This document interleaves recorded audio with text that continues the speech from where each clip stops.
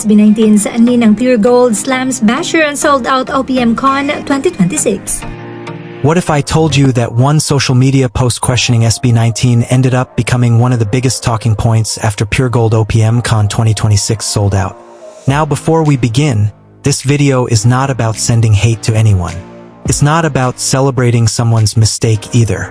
It's about looking at what was said, comparing it with what actually happened, and asking one simple question. Did reality answer the criticism better than anyone else could? Recently, social media user Georgina Watson made comments that many fans believed underestimated SB19's popularity. The post quickly circulated online and sparked debate among Aten and even casual music fans. Some agreed, others strongly disagreed. But instead of arguing endlessly on social media, something happened that completely changed the conversation. Puregold OPM Con 2026, headlined by SB19 alongside several of the country's biggest OPM artists, sold out just 2 days after ticket sales opened. And that's when many people began revisiting those earlier comments. So, what really happened? Let's break it all down. Section 1. The post that started everything. If you've followed SB19 for a while, then you already know this isn't the first time people have questioned their popularity. Every major achievement seems to come with someone saying, they're overrated. They're only famous because of their fans. They can't really attract huge crowds. This time, the discussion centered around a post made by Georgina Watson. The post suggested that there were many empty seats and implied that the excitement surrounding SB19 wasn't matching reality. Naturally, the post gained attention. Supporters responded. Critics joined the conversation. But here's something very important. Just because something looks convincing on social media doesn't automatically make it true. Sometimes, context changes everything. Section 2. What are killed seats? One of the most interesting parts of this story wasn't even about SB19. It was about something many concertgoers don't actually know. According to the explanation shared in the original discussion, those so-called empty seats were actually what the live entertainment industry calls killed seats. If you've never heard that term before, you're not alone. Killed seats are seats intentionally removed from sale, not because people refuse to buy them, but because they can't be used. Sometimes giant speakers block the view. Sometimes television cameras are installed there.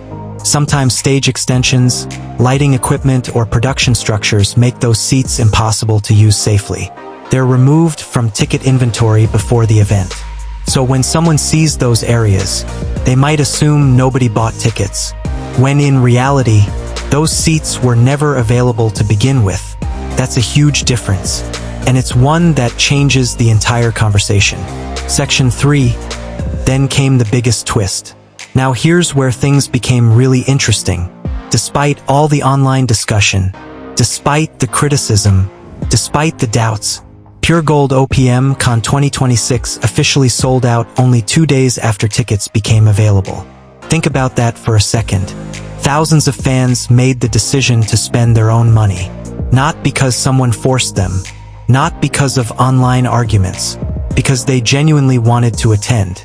Now, it's very important to be fair here. The success of Puregold OPM Con belongs to everyone involved. The organizers, the sponsors, the production team, and every artist who performed. SB19 wasn't the only act on the lineup, but they were one of the headline performers. That's why many fans naturally connected the sold-out announcement with the earlier criticism directed at the group. Not because SB19 sold out the event alone, but because the criticism specifically mentioned them. And suddenly, the conversation online changed. Section 4. Why fans felt vindicated. What happened next wasn't really about proving someone wrong. It was about perspective. Many Aten felt they didn't need to argue anymore. The results spoke for themselves. Instead of creating endless online fights, people simply celebrated. Celebrated the artists. Celebrated OPM. Celebrated another successful concert. And honestly, that's probably the healthiest response. Because at the end of the day, arguments eventually disappear, but achievements remain.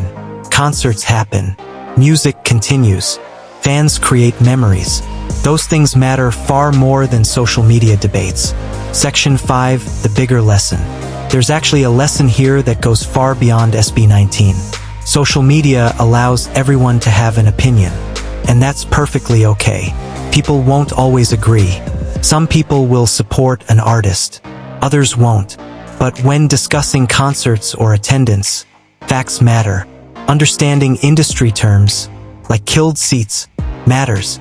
Looking at the complete picture matters, because without context, it's easy to reach the wrong conclusion. And that's exactly why this discussion became so important.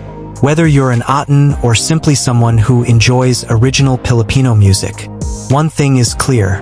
Puregold OPM Con 2026 becoming sold out was a huge moment. It showed that fans continue to support live OPM events. It showed that excitement for Filipino artists remains incredibly strong. And perhaps most importantly, it reminded everyone that sometimes the best response to criticism isn't an argument. It's simply allowing reality to speak for itself. Now I'd love to hear from you. Do you think people were too quick to judge SB19? Or do you believe this situation simply highlights why it's important to understand the full context before making conclusions? Let's keep the discussion respectful in the comments. If you enjoyed this video and want more balanced updates on SB19, P-pop, and the biggest stories shaping the music industry, don't forget to like, subscribe, and turn on notifications. Thank you so much for watching, and I'll see you in the next video.